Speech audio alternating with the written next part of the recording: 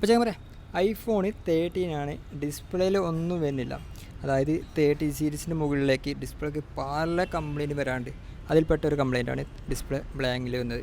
ഇങ്ങനെ ചെക്ക് ചെയ്യുന്ന display MTSന് damage, അവിടെ നോ ചിപ്പ് ഡാമേജ് കാണിക്കുന്നുണ്ടല്ലേ, അങ്ങനെ വന്നു കഴിഞ്ഞിട്ടുണ്ടെങ്കിൽ അതിൻ്റെ കോഫി IC കംപ്ലയിൻ്റ് ആണെന്ന് മനസ്സിലാക്കണം. ഇങ്ങനെ വന്നു കഴിഞ്ഞാൽ true tone read and write ആവൂല, അവിടെ ചെയ്യുന്ന സമയത്ത് എറർ വരും. അപ്പോൾ അതിന് അടുത്ത സ്റ്റെപ്പ് എന്ന് പറയുന്നത് ആ ഡിസ്പ്ലേൻ്റെ അൺനോൺ ബട്ടൻ്റെ IC നമ്മളെന്ത് ചെയ്യുക, പുതിയ ഡിസ്പ്ലേക്ക് ഫിക്സ് ചെയ്യണം. ഇത് പഴയ ഡിസ്പ്ലേ സാംസങ് ഡിസ്പ്ലേ ആയതുകൊണ്ട് ആ IC നമുക്ക് എന്താ ഹീറ്റ് അടിച്ചെടുത്തു. ഇപ്പോൾ ചെയ്യാൻ പോകുന്നത് പുതിയ ഡിസ്പ്ലേ ആണ്. പുതിയ ഡിസ്പ്ലേ എന്ന് പറയുമ്പോൾ LGൻ്റെ ഡിസ്പ്ലേ ആണ്. LG ഡിസ്പ്ലേ ആയതുകൊണ്ട് IC ഗ്രൈൻഡ് ചെയ്യേണ്ട ആവശ്യം അവിടെ വരുന്നില്ല. അത് നമുക്ക് എന്ത് ചെയ്യാം, ചെറിയ ഹീറ്റ് വെച്ചിട്ട് ഗമ്മ് കട്ട് ചെയ്തതിന് ശേഷം നമുക്കൊരു 350 അല്ലെങ്കിൽ 330 ആ ലെവൽ ഹീറ്റ് അടിച്ച് കഴിഞ്ഞാൽ IC നമുക്ക് സിമ്പിളായിട്ട് ഇതേപോലെ റിമൂവ് ചെയ്യാൻ പറ്റും. പക്ഷേ ഡിസ്പ്ലേൻ്റെ അടിയിൽ കളർ അളക്കാൻ പാടില്ല. അതിനെക്കുറിച്ച് നല്ല രീതിയിൽ കെയർ ചെയ്യണം, അതിനെക്കുറിച്ച് നന്നായിട്ട് പഠിച്ചിരിക്കണം. എന്നാൽ മാത്രമേ നമുക്ക് എന്ത് ചെയ്യാം, റിസ്ക് ഇല്ലാതെ നമുക്ക് ഇങ്ങനത്തെ വർക്ക് ചെയ്യാൻ പറ്റുള്ളൂ. അടുത്ത സ്റ്റെപ്പ് എന്ന് പറയുമ്പോൾ നമുക്ക് നല്ല പെർഫെക്റ്റായിട്ട് ക്ലീൻ ചെയ്യാമെന്നാണ്. അപ്പോൾ അതിൽ എന്ത് ചെയ്യാം, അത് ശ്രദ്ധിച്ചിട്ട് ചെയ്യേണ്ട വർക്കാണ്. കാരണം ഗമ്മുകൾക്ക് ഉണ്ടാവും, ആ ഗമ്മുകൾക്ക് എന്ത് ചെയ്യാം, ചെറിയ ഹീറ്റിൽ ഇതേപോലെ കളയണം.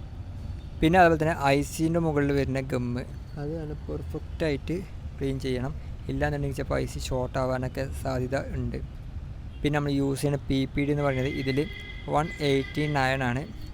എന്തിനാണെന്ന് വെച്ചാൽ നമുക്ക് ഈ 138 ഉപയോഗിക്കുന്ന സമയത്ത് ചില ഡിവൈസുകൾ, എല്ലാതും ഇല്ല, ചില ഡിവൈസുകൾ പിന്നീട് ഒരു 6 മാസം അല്ലെങ്കിൽ 3 മാസം കഴിഞ്ഞ ശേഷം ടച്ച് വർക്കാവാത്ത പ്രശ്നം, അങ്ങനെ പല പ്രശ്നങ്ങളും കണ്ടിട്ടുണ്ട്, കേട്ടിട്ടുണ്ട്, നമുക്ക് വന്നിട്ടുണ്ട്.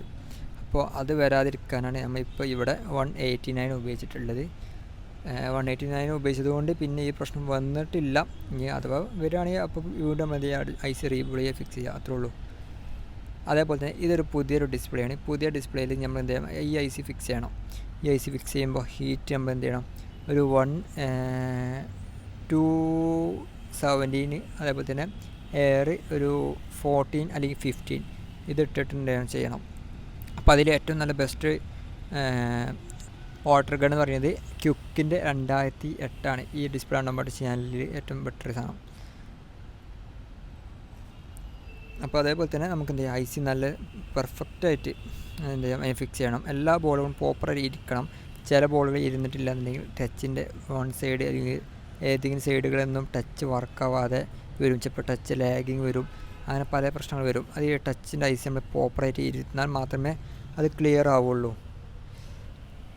ഇനി അടുത്ത സ്റ്റെപ്പ് എന്ന് പറയുന്നത്, ഇപ്പോൾ ഡിസ്പ്ലേയിൽ അൺനോൺ ബോട്ട് പോയി.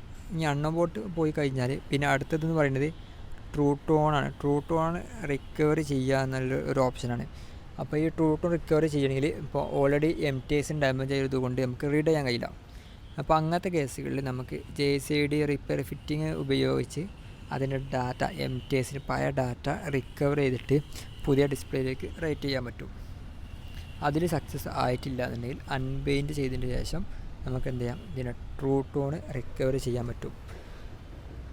അപ്പോൾ ഇതിൽ നമ്മൾ അൺനോൺ പാട്ട് ഒഴിവായി, പക്ഷേ ട്രൂ ടോൺ കിട്ടുന്നില്ല. കാരണം ഈ ഒരു പ്രശ്നം വന്നതുകൊണ്ടാണ് ഇങ്ങനെ വന്നിട്ടുള്ളത്. അപ്പോൾ അതിൽ നമ്മൾ ഇതിൻ്റെ ഇപ്പോൾ ചെയ്യുന്ന പ്രോസസ്സിംഗ് എന്ന് പറയുന്നത് ഇതിൻ്റെ MTSന് കോപ്പി ചെയ്തിട്ട് പുതിയ ഡിസ്പ്ലേയിലേക്ക് അവിടെ ഡിസ്പ്ലേ IC ട്രൂ ടോൺ കൊടുത്തിട്ട് റേറ്റ് ചെയ്യാം. ഇങ്ങനെ ചെയ്ത് കഴിഞ്ഞാൽ നമുക്കതിൻ്റെ ഡാറ്റ, അതായത് ട്രൂ ടോണിൻ്റെ ഡാറ്റ റിക്കവർ ചെയ്യാൻ പറ്റും. അങ്ങനെ ആകുമ്പോൾ ട്രൂ ടോണും കിട്ടും, അൺനോൺ പാട്ടും പോകും. അപ്പോൾ ഇത്ര പണിയുള്ളൂ, വെരി സിമ്പിൾ. ഇനി ഇഷ്ടപ്പെട്ടാൽ ഫോളോ ചെയ്യുക, എന്തെങ്കിലും കമൻറ്റ് ചെയ്തോളി.